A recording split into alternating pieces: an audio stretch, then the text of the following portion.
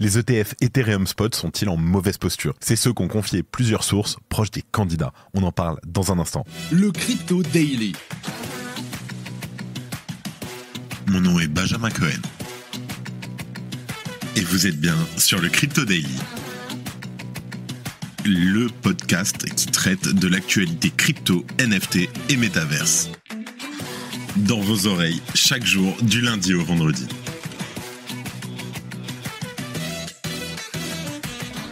Salut, c'est Benjamin du Crypto Daily et j'espère que vous allez bien.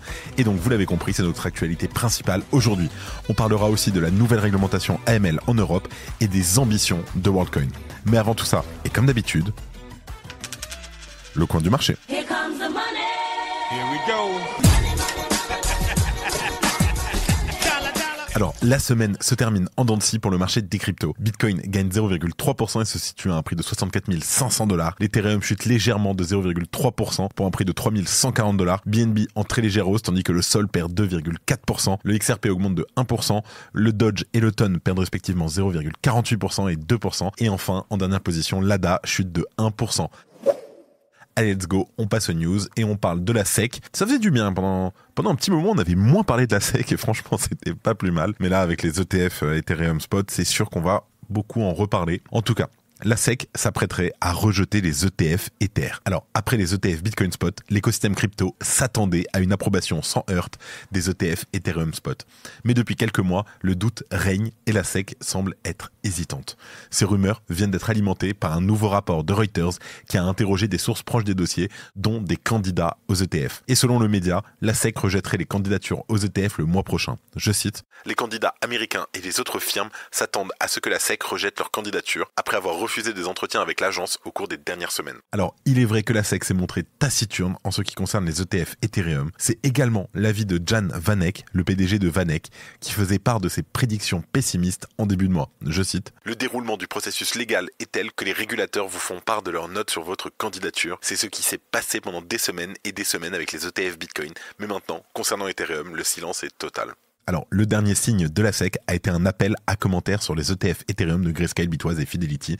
On en parlait hier ou avant-hier. Mais il n'augure en rien d'une quelconque approbation. Il montre juste que le gendarme financier américain s'interroge sur le sujet. À noter qu'au total, c'est 7 candidatures qui ont été envoyées à la SEC. Les hésitations du gendarme financier américain se basent certainement en partie sur le fonctionnement d'Ethereum qui diffère de Bitcoin. Le réseau Ethereum fonctionne en effet avec un mécanisme de staking. Les participants peuvent mettre en jeu leurs tokens pour sécuriser le réseau et recevoir de l'Ether en retour. Alors en fait, ce mécanisme, il est un peu trop proche de se apparenter aux valeurs mobilières pour la SEC et elle a d'ailleurs plusieurs fois entretenu un certain flou sur le statut de l'Ether. On se rappelle notamment de la scène au tribunal où Gary Gensler, donc le patron de la SEC, était en train de ne pas répondre à la question est-ce que c'est une valeur mobilière, oui ou non. Il répondait pas, ni l'un ni l'autre d'ailleurs. En tout cas, selon les sources interrogées, le gendarme financier américain pourrait aussi argumenter que les ETF Ethereum hors spot n'existent pas depuis suffisamment longtemps. Pour le Bitcoin, les prémices des ETF spot existaient en effet déjà depuis un certain temps, d'où une conclusion plutôt pessimiste d'une des sources interrogées par Reuters.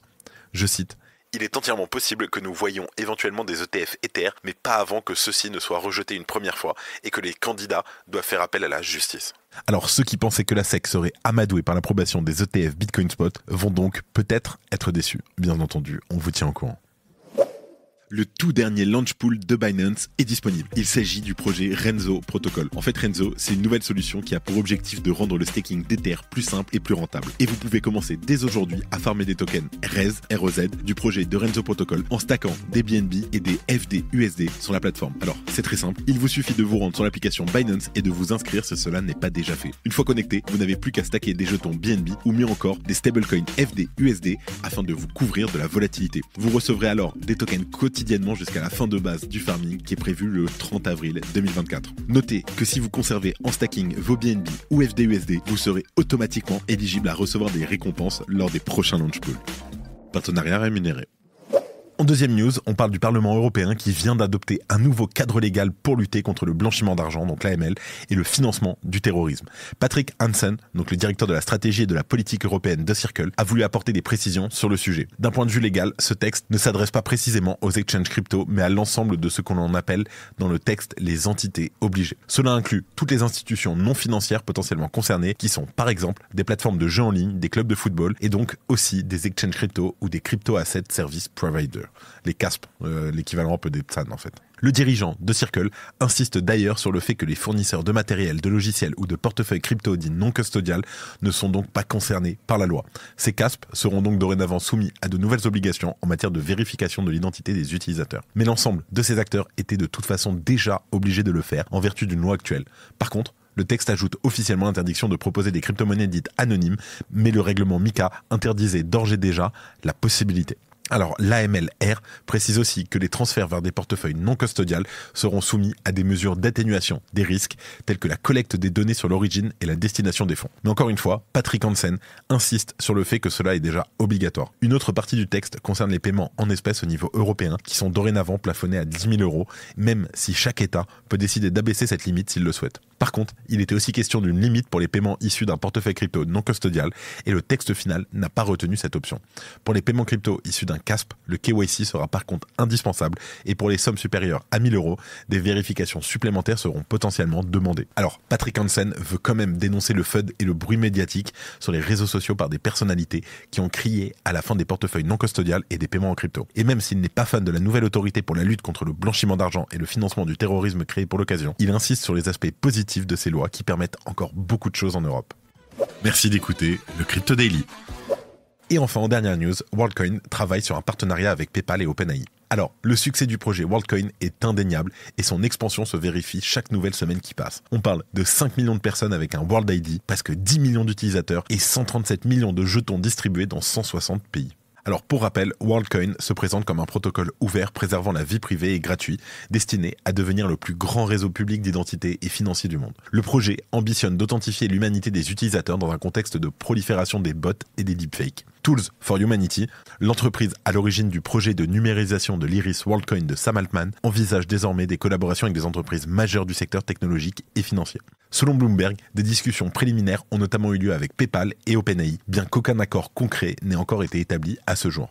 Alors, Alex Blania, le PDG de Tools for Humanity, a mentionné l'existence de conversations avec ces entités, mais a souligné que rien n'était prêt à être annoncé officiellement. En 2021, Tools for Humanity a bénéficié d'un tour de financement de 25 millions de dollars, valorisant l'entreprise à 1 milliard de dollars. Et l'an dernier, WorldCoin a aussi collaboré avec Okta, OKTA, une entreprise de cybersécurité pour développer un service d'authentification Sign-in with WorldCoin, utilisable par les développeurs comme alternative aux services similaires d'Apple et Google. En parallèle, le projet explique que pour continuer à grandir, il va aussi devoir augmenter le nombre de jetons en circulation. Je cite, World Asset prévoit de vendre en moyenne entre 0,5 million et 1,5 million de WLD par semaine. L'offre en circulation de WLD augmentera ainsi en conséquence. Alors, sachant qu'il y a actuellement déjà 193 millions de jetons en circulation, cela pourrait donc représenter entre 6 et 19% d'augmentation en fonction du nombre de jetons distribués par semaine, ce qui, qu'on se le dise, c'est important pour un projet de cette taille. À noter, et je terminerai là-dessus, que c'est l'entité World Asset en charge de l'émission des WLD pour WorldCoin qui va piloter l'opération, et ce sont des sociétés de trading institutionnelles